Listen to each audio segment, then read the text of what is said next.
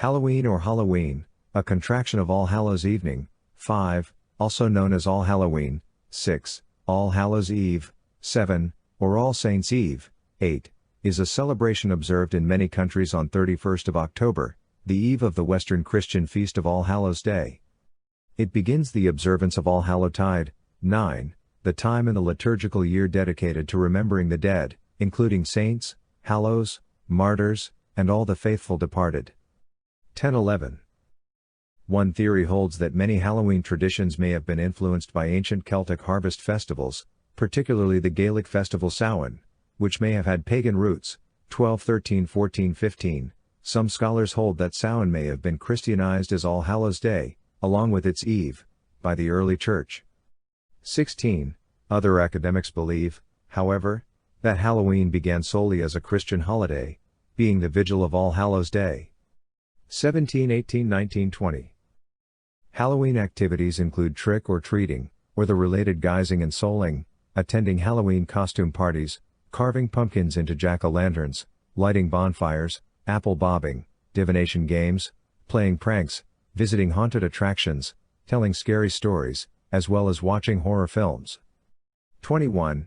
In many parts of the world, the Christian religious observances of All Hallows Eve, including attending church services and lighting candles on the graves of the dead, remain popular. 22, 23, 24, although elsewhere it is a more commercial and secular celebration. 25, 26, 27. Some Christians historically abstained from meat on All Hallows Eve, a tradition reflected in the eating of certain vegetarian foods on this vigil day, including apples, potato pancakes, and soul cakes. 28, 29, 30, 31. The word Halloween or Halloween dates to about 1745-32, and is of Christian origin. 33. The word Halloween means Saints' Evening. 34. It comes from a Scottish term for All Hallows Eve, the evening before All Hallows Day. 35. In Scots, the word eve is even, and this is contracted to een or ain. Over time, All Hallows Eve en evolved into Halloween. Although the phrase All Hallows is found in Old English, All Hallows Eve is itself not seen until 1556. 35-36.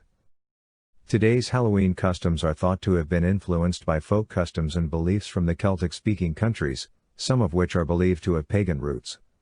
37. Jack Santino, a folklorist, writes that there was throughout Ireland an uneasy truce existing between customs and beliefs associated with Christianity and those associated with religions that were Irish before Christianity arrived. 38. Historian Nicholas Rogers, exploring the origins of Halloween, notes that while some folklorists have detected its origins in the Roman feast of Pomona, the goddess of fruits and seeds, or in the festival of the dead called Parentalia, it is more typically linked to the Celtic festival of Samhain, which comes from the Old Irish for summer's end. 39. Samhain, /w. n. sa. n/ was the first and most important of the 4 quarter days in the medieval Gaelic calendar and was celebrated on 31st October to 1st November 40, in Ireland, Scotland and the Isle of Man. 41-42, a kindred festival was held at the same time of year by the Brittonic Celts, called Calan Gaev in Wales, Calan Gaev in Cornwall and Calan Gaev in Brittany, a name meaning first day of winter. For the Celts, the day ended and began at sunset, thus the festival began on the evening before 7th of November by modern reckoning, the half point between equinox and solstice. 43. Samhain is mentioned in some of the earliest Irish literature. The names have been used by historians to refer to Celtic Halloween customs up until the 19th century, 44, and are still the Gaelic and Welsh names for Halloween.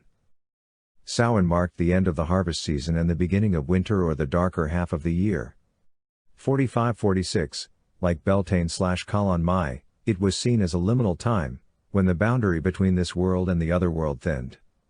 This meant the Aussie, Connaught pronunciation /I?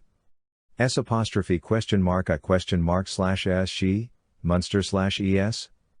I:/, the spirits or fairies, could more easily come into this world and were particularly active. 47-48, most scholars see the Aussie as degraded versions of ancient gods, whose power remained active in the people's minds even after they had been officially replaced by later religious beliefs. 49. the Allhallowtide were both respected and feared, with individuals often invoking the protection of God when approaching their dwellings. 5051. At Samhain, it was believed that the Allhallowtide needed to be propitiated to ensure that the people and their livestock survived the winter. Offerings of food and drink, or portions of the crops, were left outside for the Allhallowtide. 52-53-54, the souls of the dead were also said to revisit their homes seeking hospitality. 55, places were set at the dinner table and by the fire to welcome them. 56, the belief that the souls of the dead return home on one night of the year and must be appeased seems to have ancient origins and is found in many cultures throughout the world.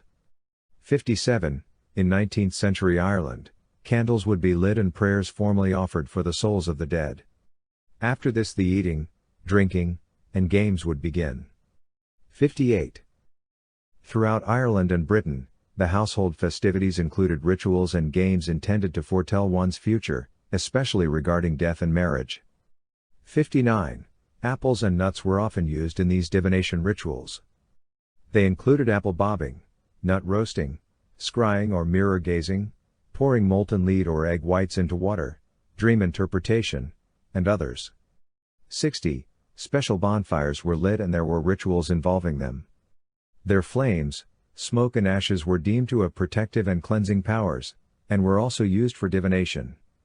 45. In some places, torches lit from the bonfire were carried sunwise around homes and fields to protect them.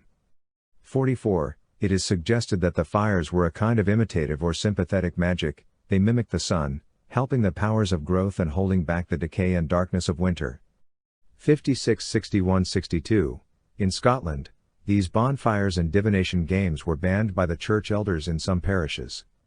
63. In Wales, bonfires were lit to prevent the souls of the dead from falling to earth. 64. Later, these bonfires served to keep away the devil. 65. From at least the 16th century, 66, the festival included mumming and guising in Ireland, Scotland, the Isle of Man and Wales. 67. This involved people going house to house in costume, or in disguise, usually reciting verses or songs in exchange for food. It may have originally been a tradition whereby people impersonated the Allhallowtide, or the souls of the dead, and received offerings on their behalf, similar to the custom of souling, see below. Impersonating these beings, or wearing a disguise, was also believed to protect oneself from them. 68. It is suggested that the mummers and guisers personify the old spirits of the winter, who demanded reward in exchange for good fortune. 69. In parts of southern Ireland, the guisers included a hobby horse. A man dressed as a lairban, white mare, led youths house to house reciting verses, some of which had pagan overtones, in exchange for food. If the household donated food it could expect good fortune from the Muck Allah, not doing so would bring misfortune. 70.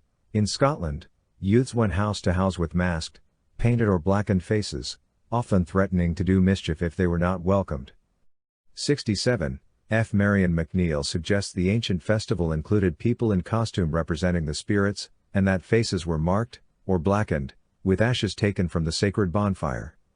66. In parts of Wales, men went about dressed as fearsome beings called grahawd. 67. In the late 19th and early 20th century, young people in Glamorgan and Orkney cross-dressed. 67. Elsewhere in Europe, mumming and hobby horses were part of other yearly festivals. However, in the Celtic-speaking regions, they were particularly appropriate to a night upon which supernatural beings were said to be abroad and could be imitated or warded off by human wanderers. 67. From at least the 18th century, imitating malignant spirits led to playing pranks in Ireland and the Scottish Highlands. Wearing costumes and playing pranks at Halloween spread to England in the 20th century. 67. Traditionally, pranksters used hollowed-out turnips or mangel wurzels often carved with grotesque faces as lanterns. 67. By those who made them, the lanterns were variously said to represent the spirits. 67. Or were used to ward off evil spirits. 71-72. They were common in parts of Ireland and the Scottish Highlands in the 19th century. 67. As well as in Somerset, see Punky Night. In the 20th century they spread to other parts of England and became generally known as jack-o'-lanterns. 67. Today's Halloween customs are thought to have been influenced by Christian dogma and practices derived from it. 73. Halloween is the evening before the Christian holy days of All Hallows Day, also known as All Saints or Hallowmas, on 1st of November and All Souls Day on 2nd of November, thus giving the holiday on 31st of October the full name of All Hallows Eve, meaning the evening before All Hallows Day. 74. Since the time of the early church. 75. Major feasts in Christianity, such as Christmas, Easter and Pentecost, had vigils that began the night before, as did the Feast of All Hallows. 76. These 3 days are collectively called Allhallowtide and are a time for honoring the saints and praying for the recently departed souls who have yet to reach heaven. Commemorations of all saints and martyrs were held by several churches on various dates, mostly in springtime. 77. In 609, Pope Boniface IV rededicated the Pantheon in Rome to Saint Mary and all martyrs on 13th of May. This was the same date as Lemuria, an ancient Roman festival of the dead, and the same date as the commemoration of All Saints in Edessa in the time of Ephraim. 78.